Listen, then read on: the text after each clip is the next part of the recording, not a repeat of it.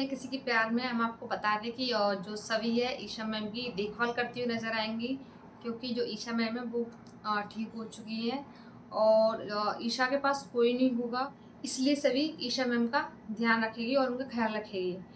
वहीं एक तरफ हम आपको बता देते हैं कि जो ईशान होता है वो पुलिस से मिलने के लिए जाता है, लेकिन जो सुरेखा होती है उसे रोक लेती है। उसकी जो बड़ी आई होती है उसे रोक लेती है। वो नहीं चाहती है कि पुलिस से मिलने जाए या फिर ईशा से उसकी मुलाकात हो।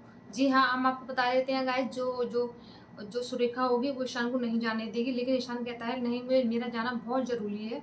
और वहीं ईशान बहुत ज़िद करेगा और वो जाने और ईशान वहाँ से जा ही रहा होता है, तो जो सुरेखा होती है उसके दिमाग में एक आइडिया आता है। जो ज़मीन पर एक काँच डला हुआ होता है फर्श पर, तो वो उस काँच के ऊपर अपना पैर रख लेती है और जिस कारण उसके पैर में चोट आ जाती है और उसके काफ़ी खून निकलता है। तो वहीं वो एक तरफ चिल्लाती है तो ईशान रुक जाता है और मतलब वो सुरेखा नहीं चाहती है कि ईशान यहाँ से जाए, इसलिए उसने ये सब किया। तो ईशान वहीं रुक जाता है और अपनी बड़ी आई के पास जाता है। तो बड़ी आई की जो काँच निकालता है पैर से और उसकी उनकी पट्टी करता है। तो वहीं उसकी बड़ी आई ईशान से कहती है, ईशान तुम जाओ, तुम्हारा जाना बहुत ज़रूरी, तुम्हें पुलिस के पास भी जाना है। तो वहीं ईशान कहता है अपनी बड़ी आई से कि मैं आपको ऐसी हालत में छोड़ के नहीं जा सकता। जी हाँ गाइस, हम आपको बता दें, ईशान जो होता है अपनी पुलिस से मिलने जाता है, अपनी आई से मिलने जाता है, लेकिन जो सुरेखा होती है अपने चाल के कारण उसे नहीं जाने देगी। वो उसे वहीं रोक लेगी, अपने पैर में चोट लगा लेगी और अपने पैर के अंदर काँच घुस देती है, जिस कारण ईशान अपनी बड़ी आई को छोड़कर वह नहीं जाएगा।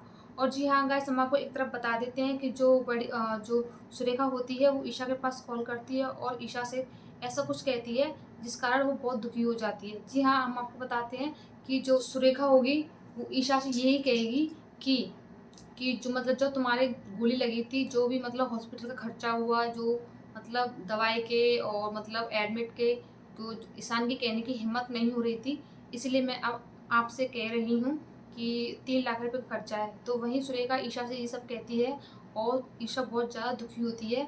तो ईशा कहती है मैं किसी का कोई भी कर्ज़ नहीं रखूँगी, मैं सबका कर्ज़ वापस कर दूँगी। वहीं एक तरफ शफ़ी आती है और ईशा मैम को दुखी देखते हुए वो पूछती है क्या हुआ? और ईशा मैम सभी से कहती है कि मेरा चेक दो। तो जो ईशा होती है और चेक पर उसपे चेक पर वो लिख देती है उनके उनके पैसे चुकाने के लिए।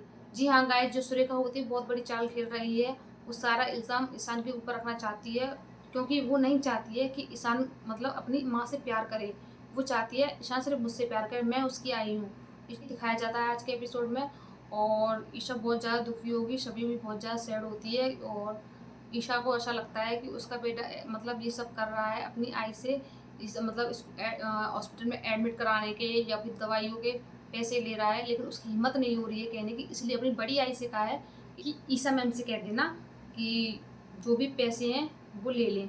तो वही सुरेखा बहुत बड़ी चाल खेल रही है माँ बेटे को अलग करने के लिए। वो सिर्फ ईशान के मन में नफ़रत का ज़हर घोलना चाह रही है और वहीं ईशा के मन में भी वही यही काम कर रही है कि उसका बेटा उसके करीब ना आए।